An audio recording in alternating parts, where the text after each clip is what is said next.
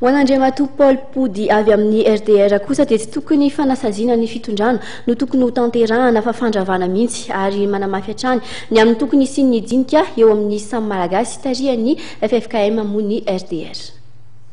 Amin'ny RDR dia zay tsy miova hevitra zay satria ny fahitany azy izao feuille de route ny SADC zao dia en échec total. Zany mahatonga any ny taky foana ny fampihavanana na ny malgasy ho malgasy tariny FFKM. Zay zany ny zavatra tiany teneny. Le fanasazina ny fitondrana zao a everina fa tsy de zay loatra ny teny dirana. Fandravana zao fitondrana zao mihitsy zany de miditra am'le transition faefatra. Après le dinika malgasy ho malgasy. Zay zany ny RDR zany.